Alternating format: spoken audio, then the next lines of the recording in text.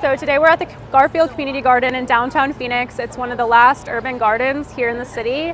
It supports the neighborhood, Garfield neighborhood, with food security, local composting, and really taking a local food systems approach. So today we have a ton of the YPs, different brands, cities, government employees coming all together to help remove some invasive Bermuda grass. And then we also have compost being shipped in the next few weeks from We Care Denali, who sponsored the event today, to help amend the beds before they start their spring gardening. Lauren, thank you so much for being here and for organizing this amazing volunteer event at Compost2025. Of course. So this is all the YPs coming together, and anyone else who wants to join too. So tell me a little bit about your work in Phoenix. So how did you get involved with this community garden? What else do you work on? Absolutely. So my name is Lauren Click. I run Let's Go Compost. We're a 501c3 nonprofit. Started at the grassroots level about 2-3 years ago now with public school gardens and community gardens, doing free workshops, free classes. We really scaled that initiative to 111 public schools across the U.S., in 10 states. So it's been really amazing to grow and to help at the grassroots level, and then also working with a national conference has been really great for lessons learned. How can we apply that to really local communities like where we're at right now, and help them with their food and with their soil. So how can people get involved in Let's Go Compost? Are these educational materials absolutely. available? So Let's Go Compost offers free 5 weeks of curriculum set to national curriculum standards, free to download lesson guides, teacher guides, parent guides, homework, assessments, PowerPoints, you name it, we have it.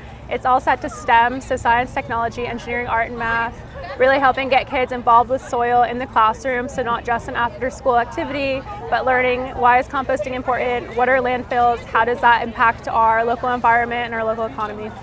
And what kinds of composting do you guys focus on? We love worms. We're big worm people.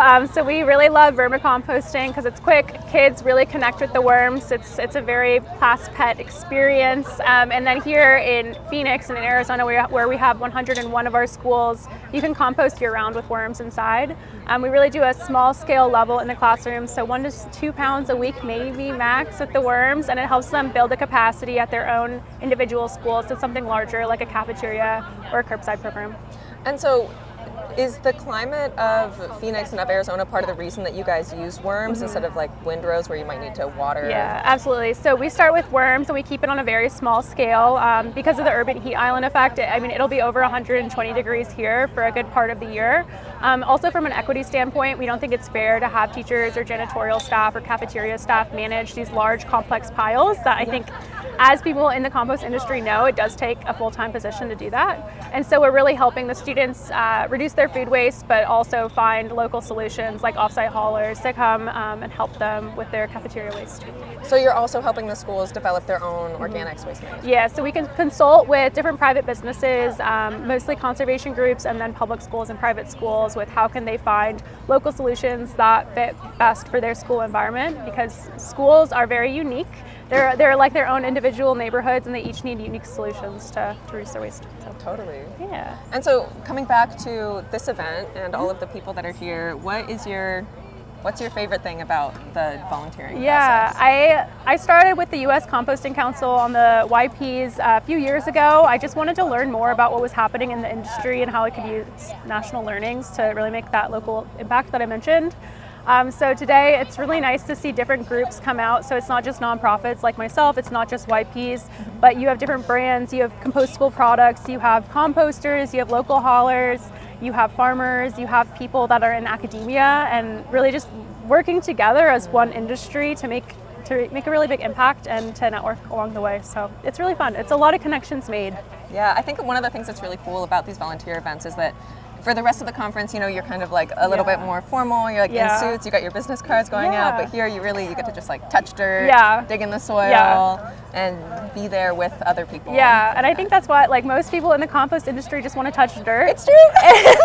It's fun. You start the conference, you meet some new friends, you have, a friendly face you can go to throughout the event. And so it's been such a beautiful day here in Phoenix too. Get outside, enjoy the weather while you're here in Phoenix. I know we have a lot of East Coast people who might be used to the snow, so it's been just a wonderful day. That's awesome. Yeah, and so next year you're also going to be helping organize the volunteer event when we're in Sacramento. Yes, we're going to be in Sacramento, and if you want to help with the YP committees or on any other YP committees, be sure to when is it, July, June, the applications will open? It's the scholarship that's going to open up in June and July, and so we have YP scholarships. You can apply, and if you want to participate on one of the YP committees and you commit to that, then we have a scholarship to be a member of USCC. Is that how that works? Yep, it covers your membership cost, I believe. Annual USCC membership, and then that's also a way to connect with like the volunteer process at USCC, which can also get you a scholarship to attend the conference itself. Yeah, next year's in beautiful Sacramento. If you want to join the Community Service Committee for next year, you have an idea what we should do in Sacramento, reach out. Anyone who's local to Sacramento, would be great people to get involved, or not. Yeah. All sorts of support. Learn more, help your community, help the industry, meet some cool people. Have fun. Yeah, have fun.